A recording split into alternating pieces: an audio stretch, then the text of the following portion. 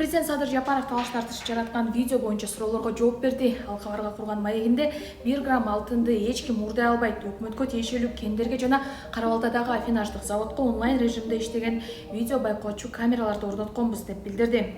Эгер кокус эле кимдир бирөө жолун таап мамлекеттик мекемелерден 1 килограмм алтынды уурдап кармалса, мейли ким болбосун 100 эсе кылып мамлекетке кайтарабыз, деди президент. Жапаров агасы Сабыр Жапаровдун да алтын сатууга байланышы бар деген маалыматты төгүндөдү.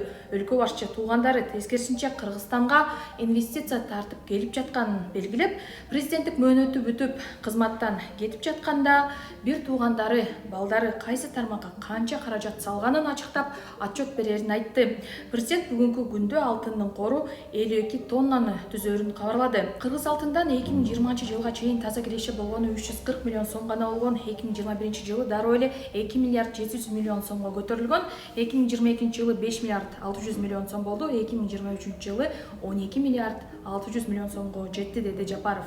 Кыргызстанда бир нече күндөн бери алтын куймалары деген видео талкууланып жатат. Кыргызча, орусча аралаштырып сүйлөгөн кишинин үнү коштолгон видеону өлкөдөн чыгып кеткен активист Аскат Осмонов Facebook барагына жүктөп, бул кайдан чыккан алтын деп суроо салган. Видеодогу киши Сабырова деп айтканын угууга болот. Сабырова Машке боюнча еще маалымат жок. Айтты, сейчас отправляем.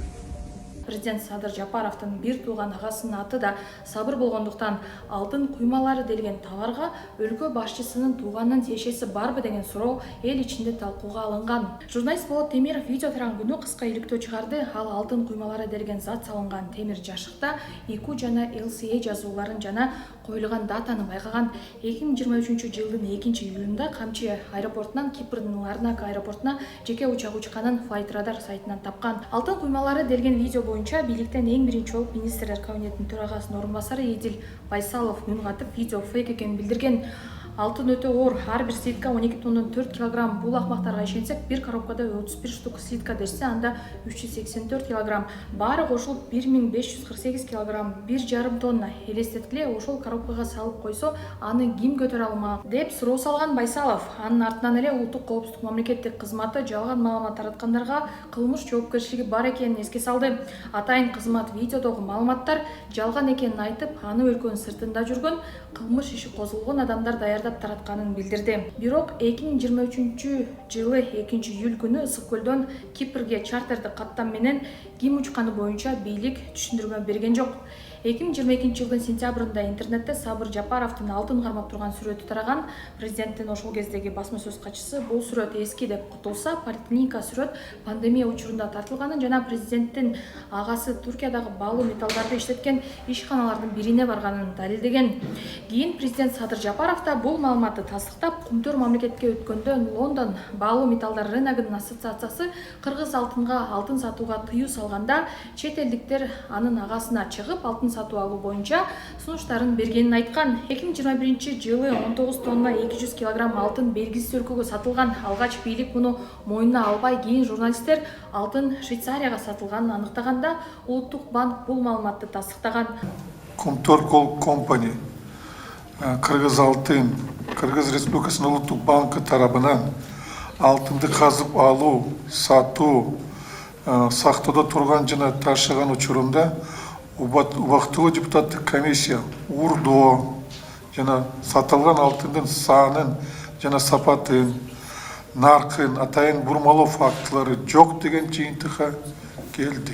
Улуттук статистика комитети 2020 жылы 17 тонна, 2021 жылы 24 тонна, 2022 жылы 290 килограмм, 2023 жылы 20 тонна алтын сатылганын билдирген. 2022 жылы алтын аз сатылганы кыргыз алтынды Лондон ассоциациясынын кара тизмеге киргизгени себеп болушу мүмкүн. Мамлекетке тиешелүү кендерден чыккан алтын Кара-Балта заводунда афинаждалып, кыргыз алтындын карамагына берилет.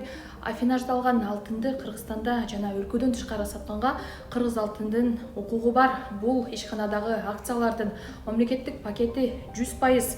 Пакеттин ээси катары Кыргыз Республикасынын инвестициялар министрлигине караштуу мамлекеттик мүлктү башкаруу фонду саналат.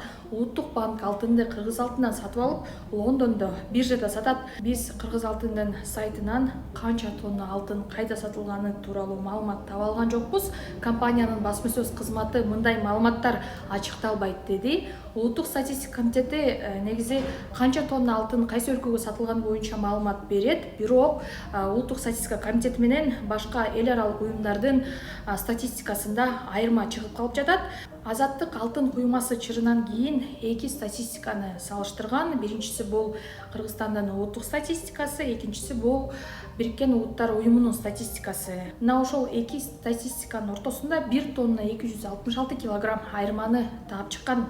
Интернетте тараган алтын куймалары делген зат боюнча бийликтин берген түшүндүрмөсүнө сиз ынандыңызбы? Бул видеого комментарий жазыңыз жана таратыңыз.